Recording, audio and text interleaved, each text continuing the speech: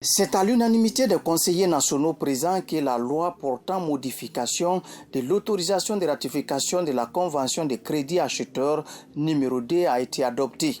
Elle est relative au financement du projet de déploiement de la télévision numérique terrestre TNT.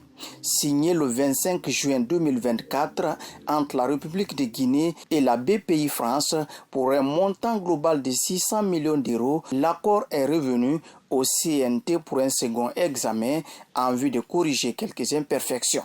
Sans cette modification, la mise en œuvre effective du prêt demeure impossible.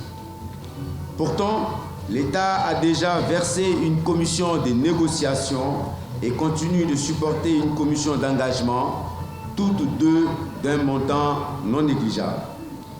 L'importance stratégique du projet de la télévision numérique terrestre a été largement soulignée dans nos rapports antérieurs.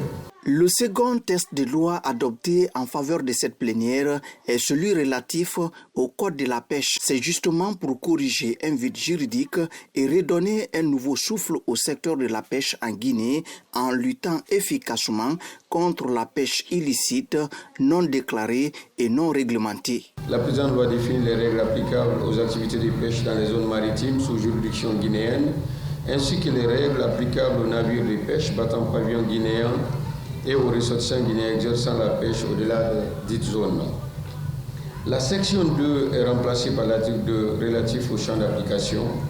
L'article 3 est également remplacé par un alinéa de l'article 2. Des définitions considérées comme nécessaires à la clarification de certains mécanismes ont été rajoutées à l'article 3. Il s'agit des termes et expressions ci-après: accord de réciprocité, action de l'État en mer, affrètement, affréteur, agent maritime, activités liées à la pêche. Le Code de la pêche maritime, initialement adopté en 1995, puis timidement révisé en 2015, n'est plus adapté aux réalités actuelles. Il était de notre devoir de réagir, de renforcer la gouvernance du secteur et de protéger notre ressource maritime pour les générations futures.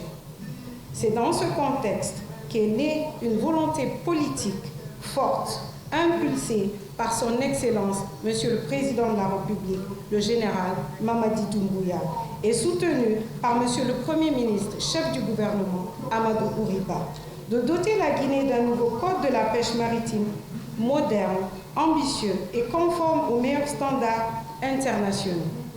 Le projet de code que nous présentons aujourd'hui est le fruit d'un travail acharné et d'une vision protégée, celle d'une pêche guinéenne durable, équitable et prospère. Les regards sont maintenant tournés vers la ratification de ces deux accords par le chef de l'État, cela dans l'intérêt supérieur de la nation.